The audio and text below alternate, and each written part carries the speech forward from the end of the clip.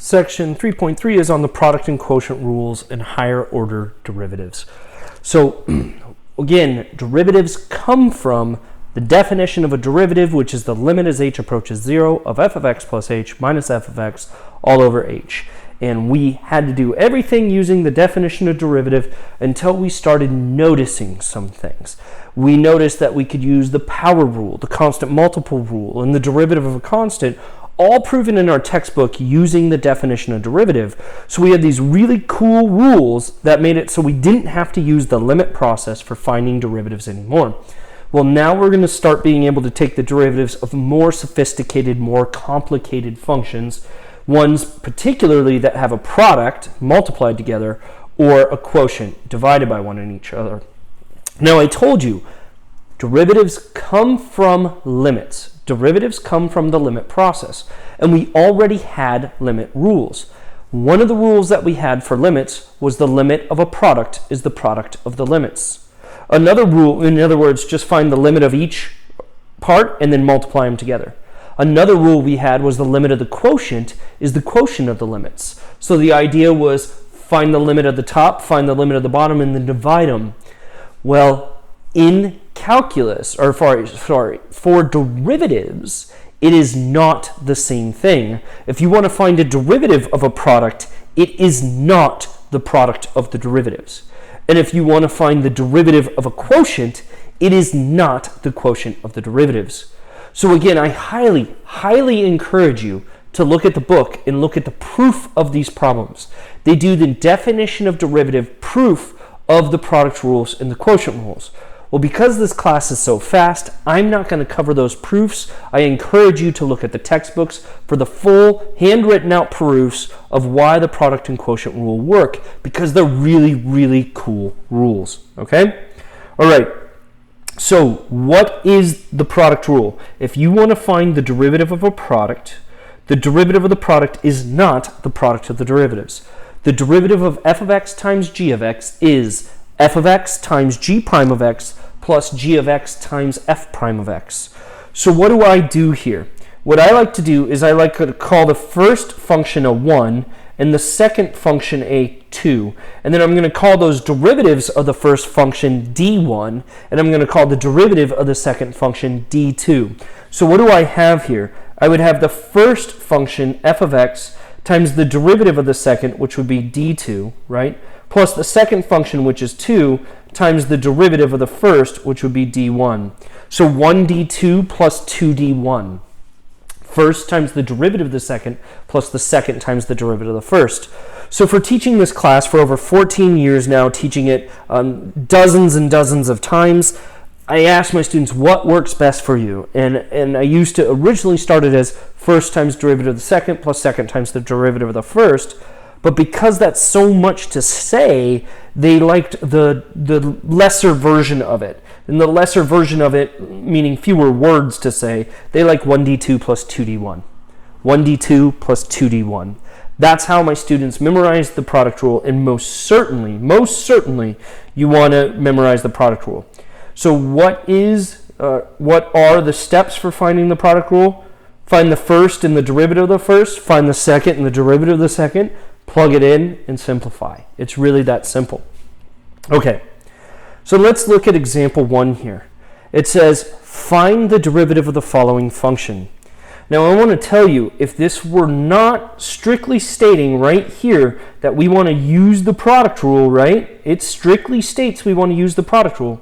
If this did not say using the product rule, the way that I would find the derivative of this function is I would distribute this out and figure out what it is. In fact, let's do it real quick. I'm going to erase all of this, but let's do this journey together. So if I FOILed this out, I would do 3x times 5. Sorry, let me get my pen out. So this would be y equals, well, 3x times 5 would be 15x. 3x times 4x would be plus 12x squared. Minus 2x squared times 5 would be a minus 10x squared. Minus 2x squared times 4x would be a minus 8x cubed. So writing that in descending order, I would have minus 8x cubed. 12x squared minus 10x squared is plus 2x squared. And then we have our plus 15x as our last term. Remember, that's our original function, so if I wanted to find the derivative of that, I could find the derivative of each piece, which would be minus 8 times the derivative of x cubed, which is 3x squared using the power rule, plus 2 times the derivative of x squared, which is 2x using the power rule, plus 15 times the derivative of x, which is just 1. And so I should get an answer of negative 8 times 3 is negative 24x squared, plus 2 times 2x is 4x, plus 15.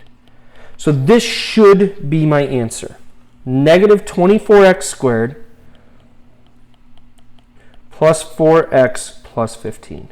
Okay, that should be my answer. What I just did was I FOILed everything out and found the derivative that way. But what I want to do is redo that exact same problem using the product rule. So let's see how it is using the product rule. And here's what I want to do is I want to understand that really this is a product of two functions, right? The first function is 3x minus 2x squared, and the second function is 5 plus 4x. So what do I want to do? I want to look at my first function and the derivative of the first function. I want to look at my second function and the derivative of the second function. So my first function is 3x minus 2x squared. Let's do the derivative of that. Well, that would be 3 times 1 minus 2 times the derivative of x squared is 2x. So simplified, that would be what? 3 minus 4x? That's the derivative of it when we do the simplified version of it. So the first is 3x minus 2x squared, and the derivative of that is 3 minus 4x. Okay, let's look at our second function. Our second function is 5 plus 4x. Let's look at the derivative of that. Well, the derivative of 5 is 0, plus 4 times the derivative of x is 1. So simplifying it, I'm just getting the answer 4. So the second is 5 plus 4x. The derivative of the second is 4. So now what do? I use the product rule. And what is the product rule? The product rule is 1d2. If we want to find the derivative, in this case I'm going to write y prime. That's going to be 1d2 plus 2d1. Well, if you've done this work, we already have it laid out. We're going to do first times the derivative of the second plus the second times the derivative of the first. So the first, the original function, was 3x minus 2x squared.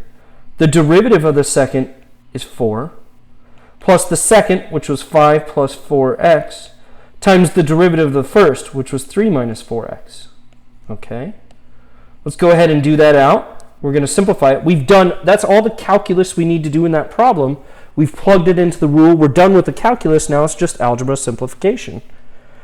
4 times 3x is 12x. 4 times negative 2x squared is negative 8x squared. 5 times 3 is 15. I'm foiling this out. 5 times 4x is minus 20x. 4x times 3 would be plus 12x. And 4x times negative 4x would be negative 16x squared. Let's put that together. We have a minus 8x squared and a minus 16x squared is a minus 24x squared. Got rid of those terms. I have a 12x plus a 12x minus a 20x. That would be what? Plus 4x if I did my math correctly. And then we have that plus 15. We'll go ahead and look at our answer blank. When we did it in the expanded way, we got the exact same answer, minus 24x squared plus 4x plus 15. So the product rule allows us to find the derivative of a product. Now again, on this problem, if it didn't say use the product rule specifically, I would have distributed it out. But because the problem says using the product rule, we actually had to work with the product rule. So in some problems, we can use the product rule if we want. In other problems, we are absolutely forced to use the product rule. You'll see some of those examples coming up.